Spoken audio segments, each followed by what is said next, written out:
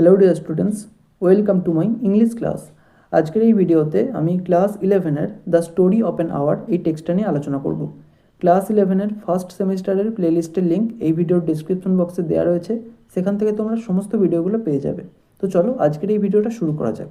দেখো, the story of an hour. Story মানে কি? গল্প। আর আওয়ার মানে ঘন্টা। অর্থাৎ the story of an hour মানে কি হলো? 1 ঘন্টার গল্প। কে লিখেছেন? Kate Chopin. প্রথমেই আমরা গল্পের অথার এবং এই টেক্সট সম্পর্কে কয়েকটা কথা জেনে নেব, তারপর আমরা মেন টেক্সটে প্রবেশ করব। দেখো, কেট চপিন বর্ন ক্যাথরিন ও ফ্লাহার্টি। কেট চপিন, যার আসল নাম ছিল ক্যাথরিন ও ফ্লাহার্টি, তার জন্মসাল 1850 এবং মৃত্যুসাল 1904। Was an American other. তিনি ছিলেন একজন আমেরিকান লেখিকা। অফ শর্ট স্টোরিজ, ছোট গল্পের, অ্যান্ড নোভেলস এবং উপন্যাসের। বেসড ইন লুইজিয়ানা, যিনি লুইজিয়ানায় বসবাস করতেন। The story of an hour is a short story. The story of an hour এটা একটা ছোট গল্প অ্যাবাউট এ উইম্যান, একজন মহিলা সম্পর্কে, হু, যিনি আপন হিয়ারিং হার হাজব্যান্ডস ডেথ, যিনি তার স্বামীর মৃত্যুর খবর শুনে এক্সপিরিয়েন্সেস মানে অনুভব করেন অ্যান্ড আনএক্সপেক্টেড একটা অপ্রত্যাশিত অ্যান্ড কমপ্লেক্স অ্যাওয়েকেনিং এবং জটিল একটা জাগরণ টু পার্সোনাল ফ্রিডম, ব্যক্তিগত স্বাধীনতার। অর্থাৎ স্বাভাবিকভাবে কারো আপনজন মারা গেলে তিনি শোকস্তব্ধ হয়ে যান, কিন্তু এক্ষেত্রে যে মহিলাটির কথা বলা হচ্ছে, তিনি তার স্বামীর মৃত্যু সংবাদ শুনে একটা অপ্রত্যাশিত এবং একটা জটিল জাগরণ অনুভব করেছিলেন। কিসের? ব্যক্তিগত স্বাধীনতার। ইট ওয়াজ ফার্স্ট পাবলিশড ইন ভোগ ম্যাগাজিন ইন 1894। 1894 সালে ভোগ ম্যাগাজিনে এই গল্পটা প্রথম প্রকাশিত হয়েছিল as the dream of an hour এই নামে। এবার মেন টেক্সটে চলে এসো। দেখো, নোয়িং দ্যাট, জেনে যে মিসেস মালার্ড ওয়াজ অ্যাফ্লিক্টেড, মিসেস মালার্ড ভুগছিলেন উইথ এ হার্ট ট্রাভেল, হৃদরোগে, এই বিষয়টা জেনে গ্রেট কেয়ার ওয়াজ টেকেন, বিরাট সতর্কতা নেওয়া হয়েছিল, টু ব্রেক টু হার, তাকে জানাতে, অ্যাজ জেন্টলি অ্যাজ পসিবল, যতটা হালকাভাবে সম্ভব, the news of her husbands death, তার স্বামীর মৃত্যুর খবর। অর্থাৎ এই গল্পের প্রধান চরিত্র মিসেস মালার্ড, তার স্বামী মারা গেছেন এবং সেই খবরটা তাকে যতটা সম্ভব হালকাভাবে জানানো হচ্ছে, মানে হঠাৎ করে না জানিয়ে তাকে হালকাভাবে, যতটা মৃদুভাবে সম্ভব তাকে জানানো হচ্ছে। কারণ কি? কারণ তিনি হৃদরোগে ভুগছিলেন। ইট ওয়াজ হার সিস্টার জোসেফিন, এটা ছিল তার বোন জোসেফিন, হু টোল্ড হার, যিনি তাকে বলেছিলেন, ইন ব্রোক সেন্টেন্সেস, ভাঙা ভাঙা বাক্যে, ভেল্ড হিন্টস, চাপা সংকেতের মাধ্যমে, দ্যাট রিভিল্ড, যেটা প্রকাশ করেছিল, ইন হাফ কনসিলিং, অর্ধ প্রকাশিতভাবে। অর্থাৎ তার স্বামীর মৃত্যুর খবরটা সরাসরি তাকে না জানিয়ে ভাঙা ভাঙা বাক্যে, ভাঙা ভাঙা কথায় বা চাপা ইঙ্গিতে হালকা হালকা করে তাকে জানানো হয়েছিল। আর হাজব্যান্ডস ফ্রেন্ড রিচার্ডস, তার স্বামীর বন্ধু রিচার্ডস, ওয়াজ দেয়ার টু, তিনিও সেখানে ছিলেন, নিয়ার হার, তার কাছে। It was he who had been in the newspaper office, তিনিই নিউজ পেপার অফিসে ছিলেন। অর্থাৎ তার স্বামীর বন্ধু রিচার্ডস, তিনিই কিন্তু সংবাদপত্রের অফিসে ছিলেন। When intelligence of the railroad disaster was received, যখন রেল দুর্ঘটনার খবরটা পৌঁছেছিল। With Brently Mallard's name leading the list of killed, মৃতদের তালিকায় ব্রেন্টলি মালার্ডের নামটা একেবারে প্রথমে ছিল। He had only taken the time, তিনি শুধুমাত্র অল্পই সময় নিয়েছিলেন। অর্থাৎ এখানে হি বলতে মিস্টার মালার্ডের বন্ধু রিচার্ডসের কথা বলা হচ্ছে। তিনি অল্প সময় নিয়েছিলেন, টু অ্যাজিউম হিমসেলফ, নিজে নিশ্চিত হতে, অব দ্য ট্রুথ, এই ঘটনার সত্যতা নিয়ে, বাই এ সেকেন্ড টেলিগ্রাম, একটা দ্বিতীয় টেলিগ্রামের দ্বারা, অ্যান্ড হ্যাড হেসেন্ড, এবং দ্রুত গিয়েছিলেন, টু ফোরস্টল মানে জানাতে, এনি লেস কেয়ারফুল, কোনো কম সতর্ক, লেস টেন্ডার ফ্রেন্ড, অল্প কোমল বন্ধু, in bearing the sad message, এই দুঃখের সংবাদটা যাতে না দিয়ে দেয় তার জন্য তিনি কিন্তু দ্রুত গিয়েছিলেন। অর্থাৎ less careful, less tender friend বলতে বলা হয়েছে, ধরো কোনো ব্যক্তি যে হয়তো মিস্টার মালার্ডের বন্ধু ছিল কিন্তু অতটাও ঘনিষ্ঠ বন্ধু নয়, এবং তিনি কিন্তু কম অসতর্ক মিসেস মালার্ডের শারীরিক অসুস্থতা নিয়ে, তিনি যদি কোনোভাবে এই দুঃখের সংবাদটা মিসেস মালার্ডকে দিয়ে যান, তাহলে হয়তো তার হৃদরোগে আক্রান্ত হওয়ার সম্ভাবনা আছে। সেই কারণে তার বন্ধু রিচার্ডস, অর্থাৎ মিস্টার মালার্ডের বন্ধু রিচার্ডস দ্রুত গিয়েছিলেন এই খবরটা তাকে জানানোর জন্য, যাতে খুব মৃদুভাবে তাকে জানানো যায়। She did not hear the story, তিনি সংবাদটা শোনেননি, as many women have heard the same, যেভাবে অন্যান্য মহিলারা একই রকমভাবে শোনেন, উইথ এ প্যারালাইজড ইনএবিলিটি, একটা অবশ অক্ষমতার মতো, টু অ্যাকসেপ্ট ইটস সিগনিফিকেন্স, এটার গুরুত্বকে গ্রহণ করতে। অর্থাৎ একটা দুঃসংবাদ পেলে অন্যান্য মহিলারা যেভাবে অবশ হয়ে যান, যেভাবে শোকস্তব্ধ হয়ে যান সেই খবরটা শুনে, মিসেস মালার্ড কিন্তু ওইভাবে খবরটা শোনেননি, মানে তার চেহারার মধ্যে এরকম কোনো অভিব্যক্তি কিন্তু দেখা যায়নি। সি ওয়েবড অ্যাট ওয়ান্স, তিনি তৎক্ষণাৎ কেঁদে ফেলেছিলেন, উইথ সাডেন ওয়াইল্ড অ্যাবান্ডনমেন্ট, হঠাৎ উন্মত্ত পরিত্যক্ততায় তিনি একা হয়ে গেছেন, এটা শুনে তিনি তৎক্ষণাৎ কেঁদে ফেলেছিলেন। ইন হার সিস্টার্স আর্ম, তার বোনের হাত দুটো জড়িয়ে। When the storm of grief, যখন দুঃখের এই ঝড় হ্যাড স্পেন্ট ইটসেলফ, মানে এটা কেটে গেল। She went away to her room alone, তিনি একাই তার ঘরে চলে গেলেন। She would have no one follow her, তিনি চাননি যে অন্য কেউ তাকে অনুসরণ করুক, অর্থাৎ অন্য কেউ তার সঙ্গে যাক। দেয়ার স্টুড, সেখানে ছিল, ফেসিং দ্য ওপেন উইন্ডো, খোলা জানালার দিকে মুখ করা, এ কমফোর্টেবল, একটা আরামদায়ক, রুমি আর্ম চেয়ার, একটা লম্বা হাতল দেয়া একটা আরাম কেদারা। ইন্টু দিস সি স্যাঙ্ক, এটার মধ্যে তিনি বসে পড়লেন, প্রেসড ডাউন, একদম চেপে, বাই এ ফিজিক্যাল এক্সস্টন, একটা শারীরিক ক্লান্তির দ্বারা, দ্যাট হন্টেড হার বডি, যেটা তার শরীরকে জড়িয়ে রেখেছিল, and seemed to reach into her soul, এবং মনে হচ্ছিল যেন এই ক্লান্তিটা তার আত্মা পর্যন্ত পৌঁছে গেছে। সি কুড সি, তিনি দেখতে পাচ্ছিলেন, ইন দ্য ওপেন স্কোয়ার, খোলা চত্বরের মধ্যে, বিফোর হার হাউস, যেটা তার বাড়ির সামনে ছিল, দ্য টপস অফ ট্রিজ, গাছের চূড়াগুলো, দ্যাট আর অল অ্যাকুইভার, যেগুলো কাঁপছিল, with the new spring life, নতুন বসন্তের আগমনে। The delicious breath of rain, বৃষ্টির নিখাত গন্ধ, ওয়াজ ইন দ্য এয়ার, বাতাসে ছড়িয়ে গিয়েছিল। ইন দ্য স্ট্রিট বিলো, নিচের রাস্তায়, এ pedlar was crying his words, pedlar মানে ফেরিওয়ালা, একজন ফেরিওয়ালা তার পণ্য বিক্রি করার জন্য চিৎকার করছিল, সেই শব্দটা শোনা যাচ্ছিল। The notes of A distant song, দূরের একটা গানের শব্দ, হুইচ সামওয়ান ওয়াজ সিঙ্গিং, যে গানটা কোনো একজন গাইছিল, রিচড হার ফেন্টলি, সেটা মৃদুভাবে তার কাছে পৌঁছচ্ছিল। অ্যান্ড কাউন্টলেস স্প্যারোজ, এবং অগুন্তি বা অসংখ্য স্প্যারোজ বা চড়ুই পাখি, ওয়ার টুইটারিং ইন দ্য ইভস, ইভস মানে বাড়ির কার্নিস, তার বাড়ির কার্নিসে তারা কিন্তু কিচিরমিচির শব্দ করছিল। There were patches of blue sky, নীল আকাশের খণ্ড খণ্ড অংশ, শোয়িং হিয়ার অ্যান্ড দেয়ার, এখানে যেখানে দেখা যাচ্ছিল, থ্রু দ্য ক্লাউডস, মেঘেদের মধ্য দিয়ে, that had met and pile, যেগুলো জড়ো হয়েছিল, ওয়ান অ্যাবোভ দ্য আদার, একটার ওপর আর একটা, in the West facing her window, তার পশ্চিমমুখী জানালায়, অর্থাৎ তার জানালাটা কিন্তু পশ্চিমমুখী ছিল। সে স্যাড, তিনি বসেছিলেন, with her head thrown back, তার মাথাটা পিছন দিকে হেলিয়ে, upon the cushion of the chair, চেয়ারের সঙ্গে যে কুশন বা বালিশ ছিল সেই বালিশে হেলিয়ে তিনি বসেছিলেন।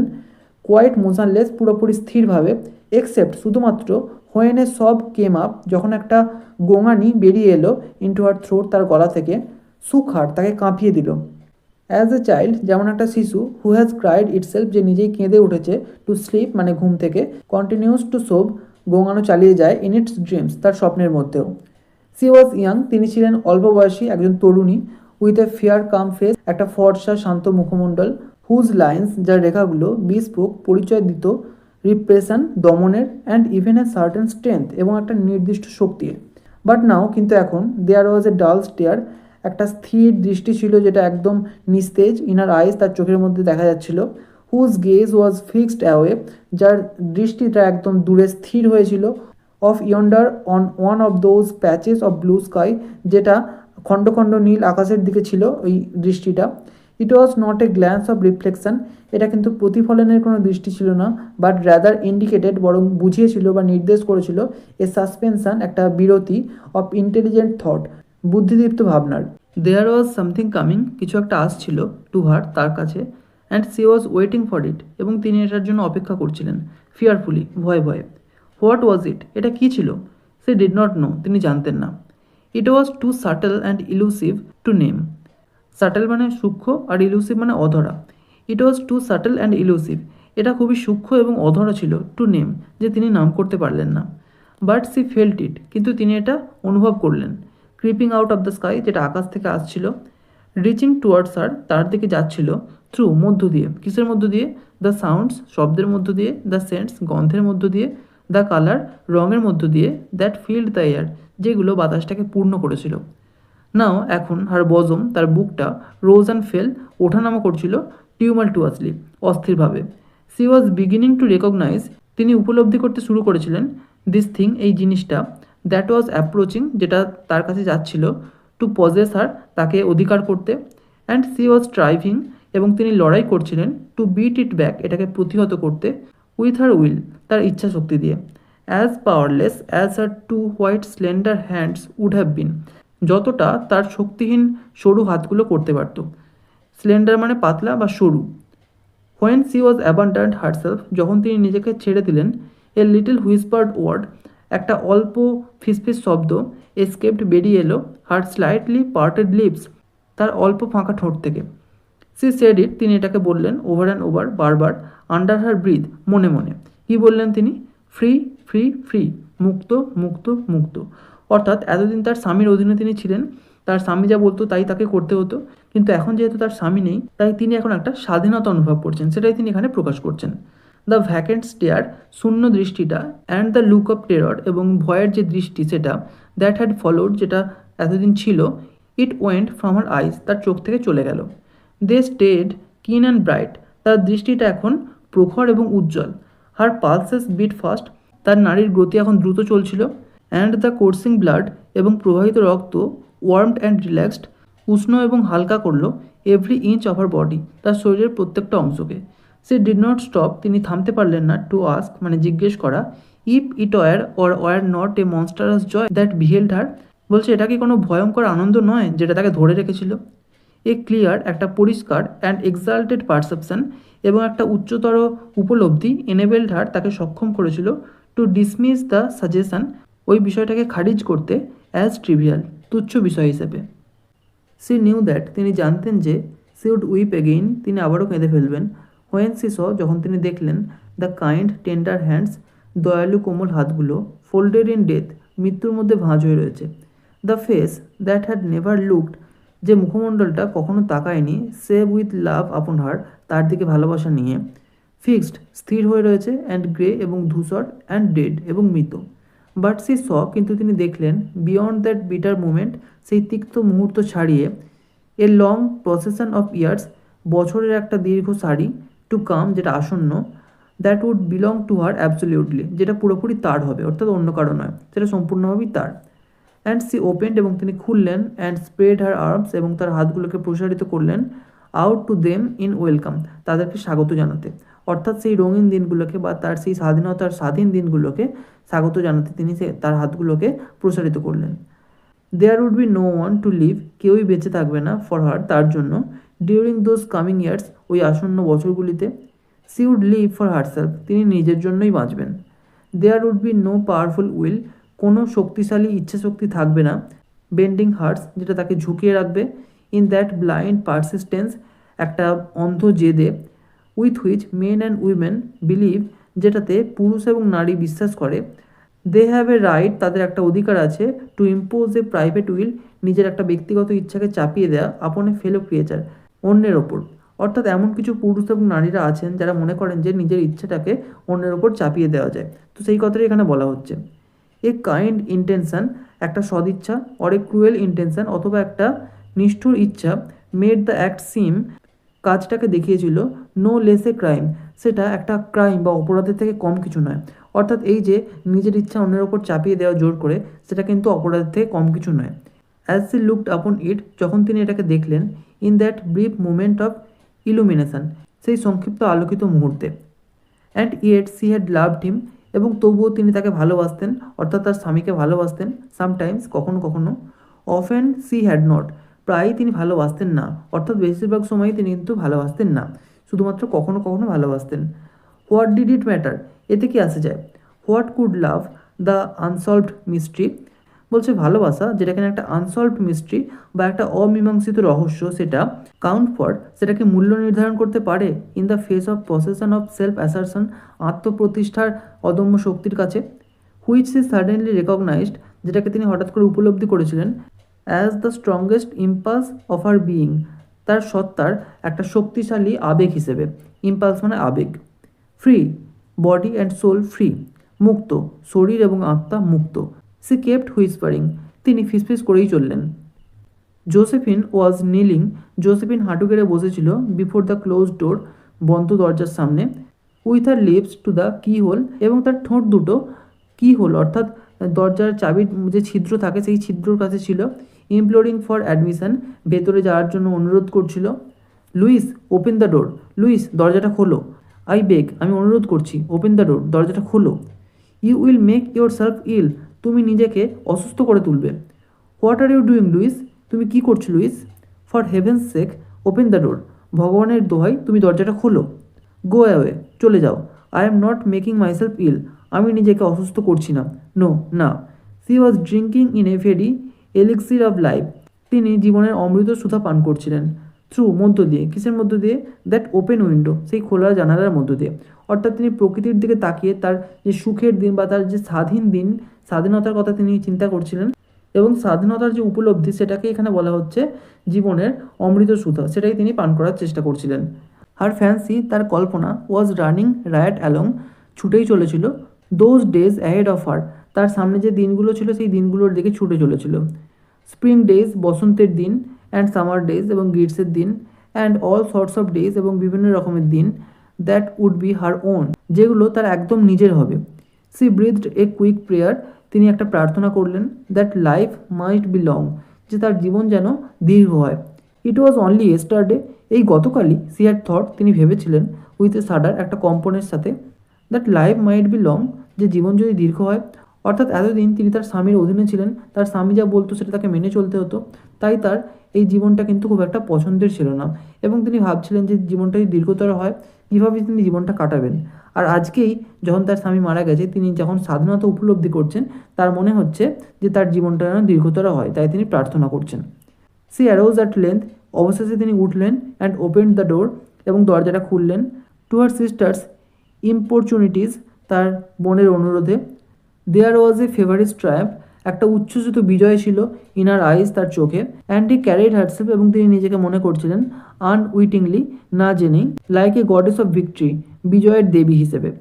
সি ক্ল্যাসপড হার সিস্টার্স ওয়েস্ট, তিনি তার বোনের কোমর জড়িয়ে ধরলেন। অ্যান্ড টুগেদার, এবং একসাথে, দে ডিসেন্ডেড দ্য স্টেয়ার্স, তারা সিঁড়ি দিয়ে নামলো। রিচার্ড স্টুড, রিচার্ডও দাঁড়িয়েছিল, ওয়েটিং ফর দেম, তাদের জন্য অপেক্ষা করছিল, অ্যাট দ্য বটম, নিচে। Someone was opening the front door, কেউ একজন সামনের দরজাটা খুলছিল, উইথ এ ল্যাচকি, একটা ল্যাচকি দিয়ে। ল্যাচকি এক ধরনের চাবি, যেটা সদর দরজা খোলার জন্য ব্যবহার করা হয়, এরকম একটা চাবি দিয়ে কোনো একজন দরজাটা খুলছিল। ইট ওয়াজ ব্রেন্টলি ম্যালার্ড, এটা ছিল ব্রেন্টলি ম্যালার্ড, হু এন্টার, যিনি প্রবেশ করলেন। এ লিটল ট্রাভেল স্টেইনড, অল্প একটু ভ্রমণ বিধ্বস্ত। কম্পোজডলি ক্যারিং, শান্তভাবে বহন করছিলেন। His gripsack and umbrella, তার ব্যাগ এবং ছাতাটা। অর্থাৎ যে ব্রেন্টলি ম্যালার্ডের মৃত্যুর খবর পাওয়া গিয়েছিল, তিনি মারা গেছেন বলে জানা গিয়েছিল, তিনি কিন্তু প্রবেশ করলেন, অর্থাৎ তিনি মারা যাননি।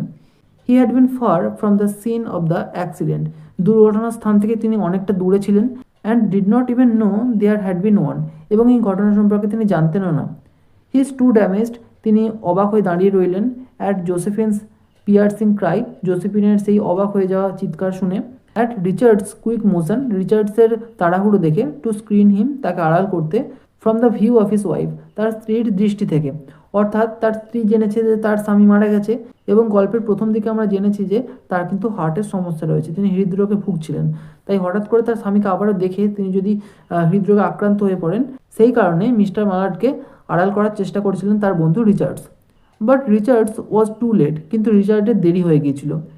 হোয়েন দ্য ডক্টরস কেম, যখন ডাক্তাররা এলেন, দে সেড, তারা বললেন, সি হ্যাড ডায়েড, তিনি মারা গেছেন, অফ হার্ট ডিজিজ, হৃদরোগে আক্রান্ত হয়ে। Of the joy that kills, এবং কী কারণে তিনি হৃদরোগে আক্রান্ত হয়েছিলেন? আনন্দে, যে আনন্দটা তাকে মেরে ফেলেছে। অর্থাৎ রিচার্ডস যে তার বন্ধুকে আড়াল করার চেষ্টা করছিলেন, তাতে কিন্তু তিনি সফল হননি। তার স্ত্রী কিন্তু তাকে দেখে ফেলেছে, এবং দেখে ফেলার পরই আনন্দে তিনি মারা গেছেন। অর্থাৎ কিছুক্ষণ আগে কিন্তু তিনি তার স্বামী মারা যাওয়ার খবর শোনার পর তিনি একটা স্বাধীনতা উপলব্ধি করছিলেন, তার মধ্যে একটা অন্যরকম আনন্দ ছিল। কিন্তু তারপর যখন তার স্বামী আবার ফিরে এলেন, সেটাকে দেখেও কিন্তু তিনি আনন্দিত হয়েছিলেন। কিন্তু এই ঘটনাটা একটা অপ্রত্যাশিত ছিল, যেহেতু তিনি হৃদরোগে ভুগছিলেন দীর্ঘদিন ধরে, এবং এই যে আনন্দ, একজন মৃত মানুষ জীবিত হয়ে যাওয়ার যে আনন্দ, সেটা তিনি সহ্য করতে পারেননি, ফলে তিনি হৃদরোগে আক্রান্ত হয়ে মারা যান। তো এখানেই গল্পটা শেষ হচ্ছে। যদি ভালো লেগে থাকে একটা লাইক করো, আর অবশ্যই চ্যানেলটিকে সাবস্ক্রাইব করে বেল আইকনটিকে অল করে রেখো, যাতে আমাদের আগামী সমস্ত ভিডিওর নোটিফিকেশানগুলো তোমরা পেতে পারো। Thank you.